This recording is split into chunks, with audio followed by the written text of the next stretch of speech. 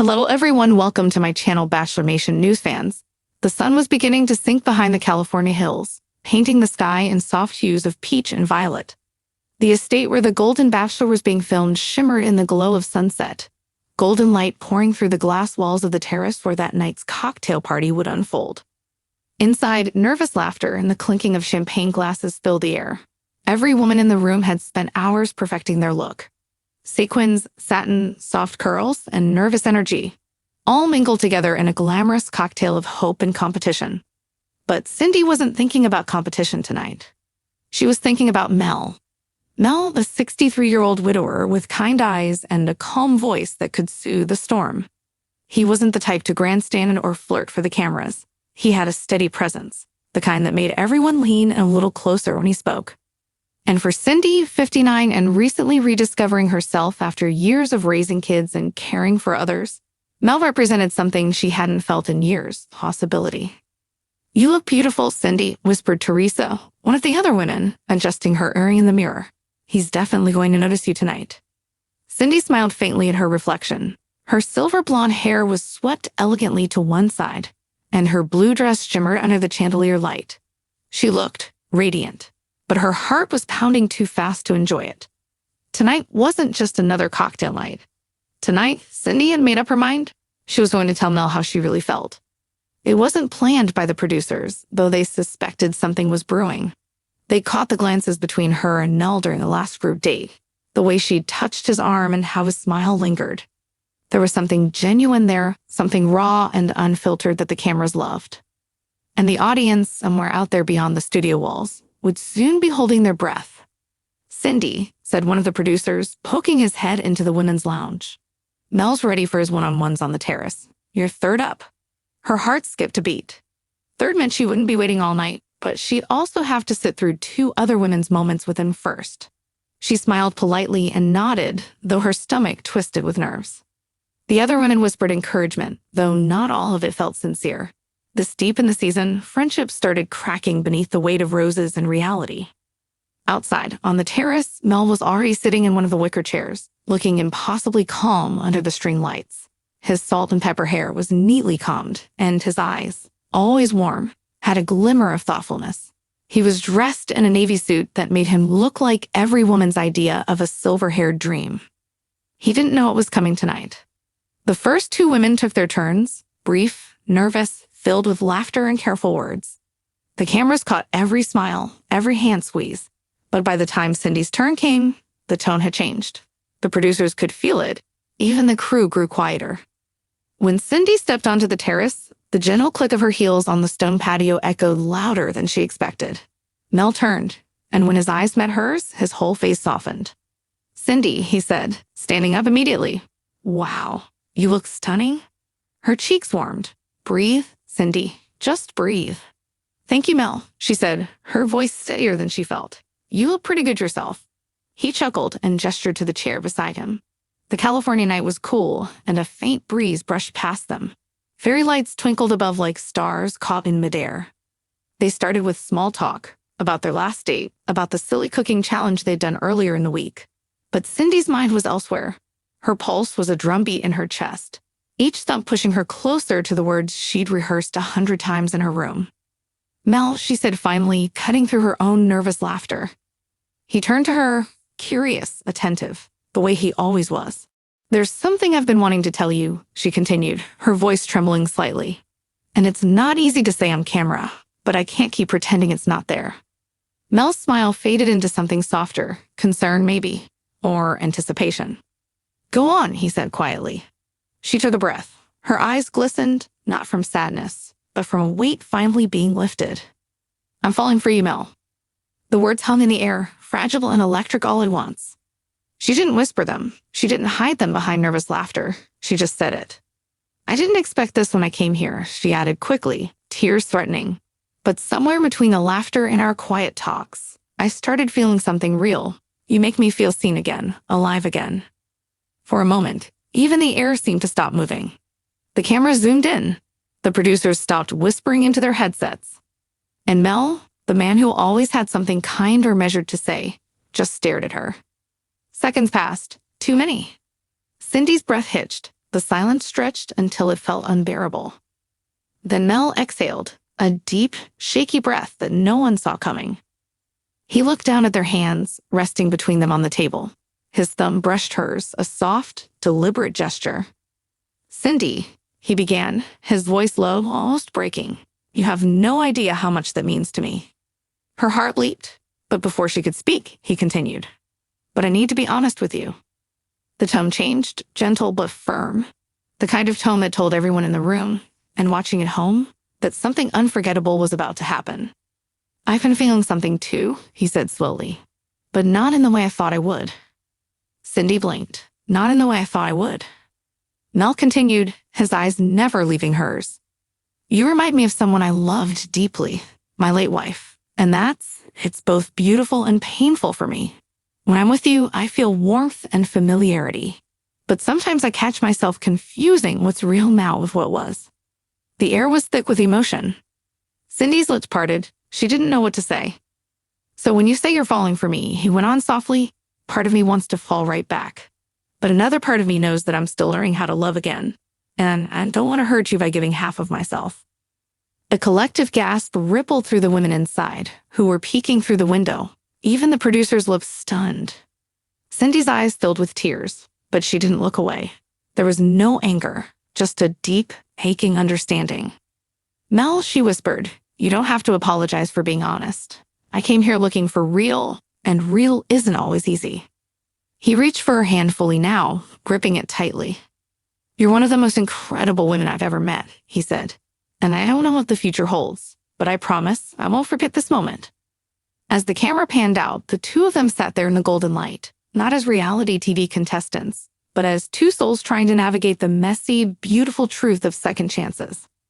The music swelled softly in the background, the kind that made audiences everywhere lean forward, holding their breath. Inside the mansion, the whispers began. "Did he just say that?" "Oh my God," Cindy told him she's falling for him. "And did you see his face?" No one could have predicted what would happen next, because Mel wasn't done yet. He stood up, still holding Cindy's hand, and said quietly, "There's something else you need to know." Except for the soft rustle of the vines swaying in the evening breeze. Cindy's fingers tightened around Mel's hand. His words still echoed in her chest, colliding with her heartbeat. "There's something else you need to know." The camera operator zoomed in slowly. Every crew member held their breath. Even the producer in the control tent had gone completely still, one finger hovering above the intercom button.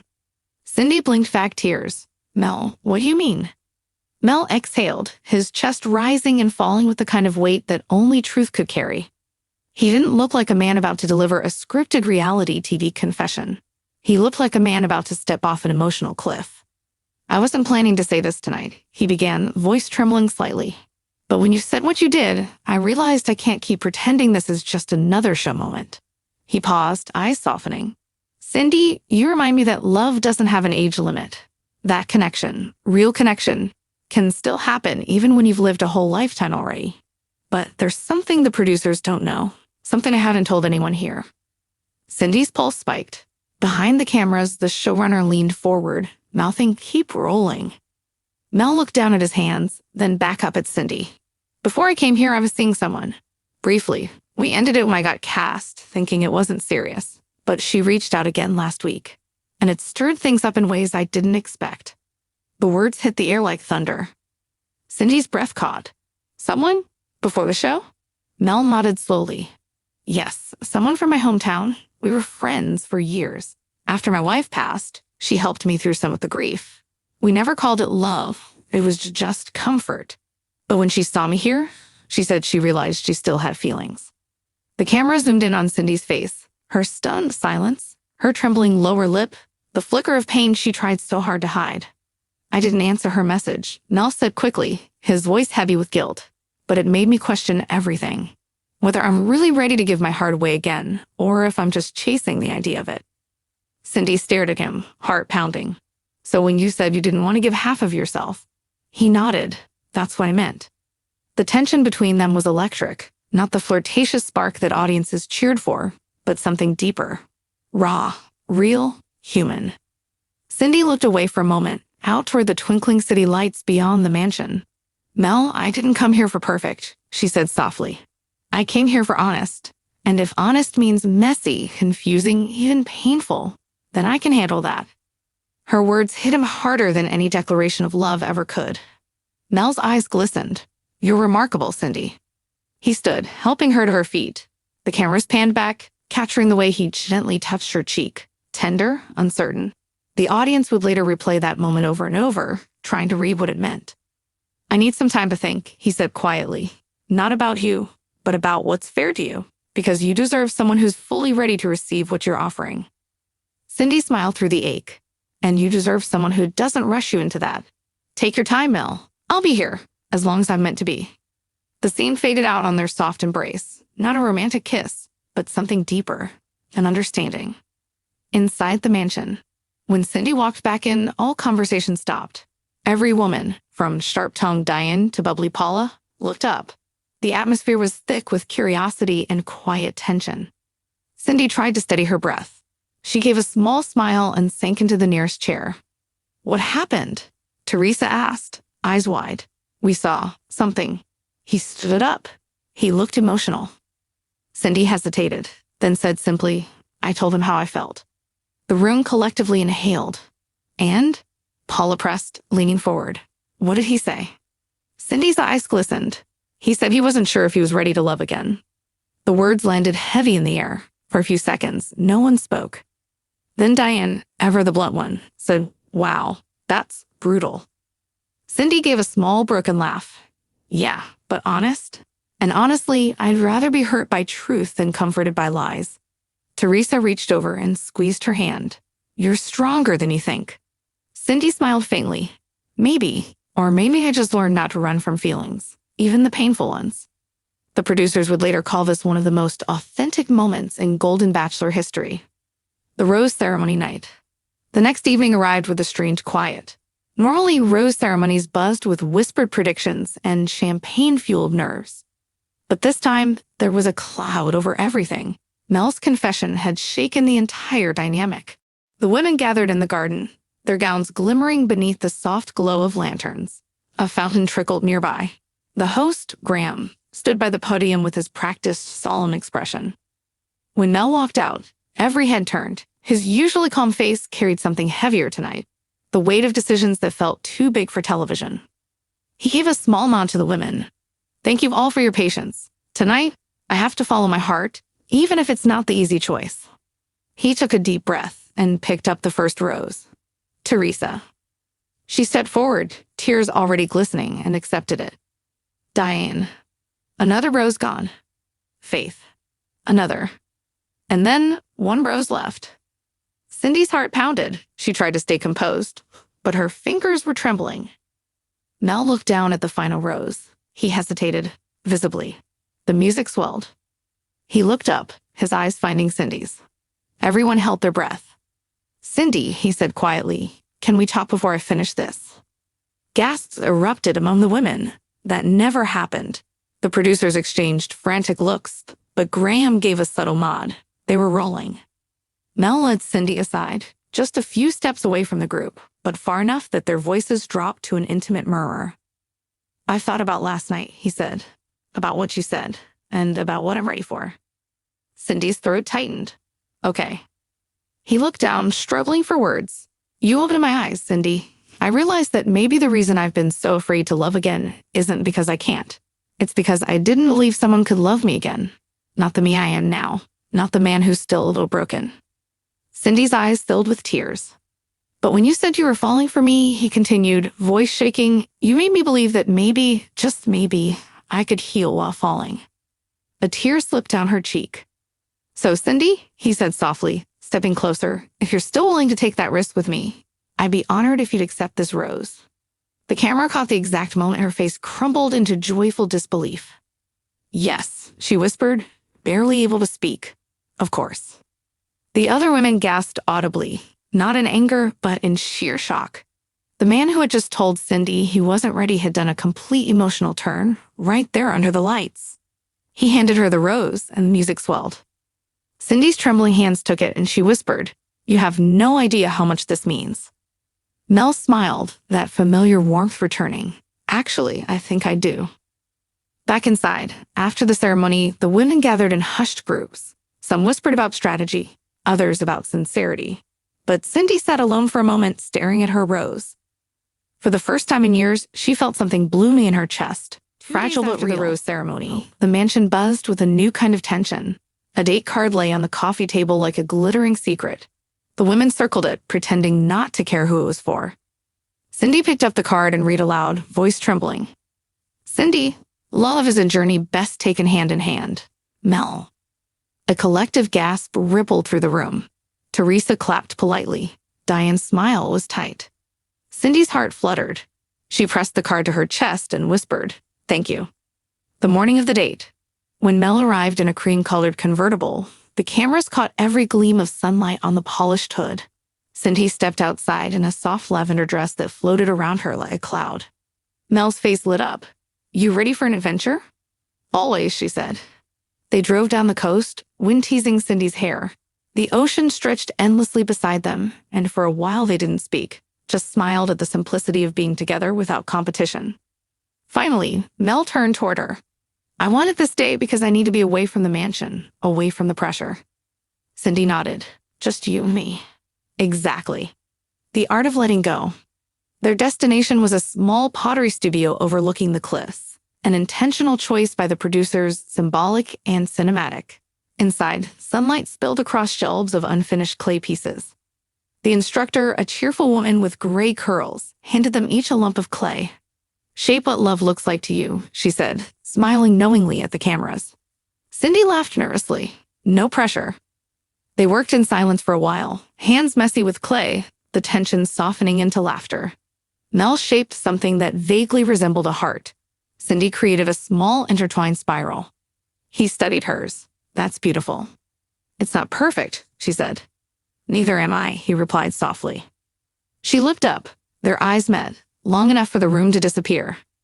When their hands brushed in the bowl of water, a shiver passed through both of them. It wasn't just attraction, it was recognition. The picnic on the cliffs. Later, they spread a blanket on the cliff's edge. A simple picnic, wine, fruit, and chocolate. The sea roared below, wild and infinite. Mel poured her a glass. "I've been thinking about what you said, about falling." Cindy smiled. And I realized falling doesn't always mean losing control. Sometimes it's about trust, trusting that someone will be there when you land. Her heart fluttered. "Do you trust me, Mel?" He looked out at the horizon. "I want to." She reached over, covering his hand. "Then start here." For the first time, he leaned in. The kiss was slow, hesitant, the kind that builds from relief rather than impulse. The ocean wind carried the sound of applause from the production team somewhere behind them, but Cindy barely heard it. When they pulled apart, Mel rested his forehead against hers. "You make me forget the cameras are even here." "Good," she whispered, "because this feels too real for television." Nightfall. They sat beneath a canopy of lanterns at a small seaside restaurant, their table glowing softly in the dusk. The waiter discreetly filled their glasses and vanished. Mel looked at her for a long time. "Can I tell you something the cameras probably shouldn't hear?" Cindy tilted her head. "You can tell me anything." He hesitated. "That woman I told you about, the one who reached out, she sent another message this morning." Cindy's pulse quickened. "What did she say?" "She said she's watching the show." He gave a rueful smile, and that seeing me with you made her realize she has to let me go. A long breath left Cindy's chest. Relief, confusion, empathy all tangled together. "That's a lot." "It is." He looked down. "But it also means I don't have an excuse anymore." She searched his face. For what? For holding back. He reached across the table and took her hand, squeezing it firmly. "I'm all in now, Cindy, if you'll have me." Tears welled in her eyes. "Mel, The sound of a producer's radio crackled behind them, cutting the moment. "Sorry, we need to reset cameras," someone called. Mel chuckled, shaking his head. "Real life always finds a way in, doesn't it?" Cindy laughed through her tears. "Maybe that's how we'll know it's real." Back at the mansion?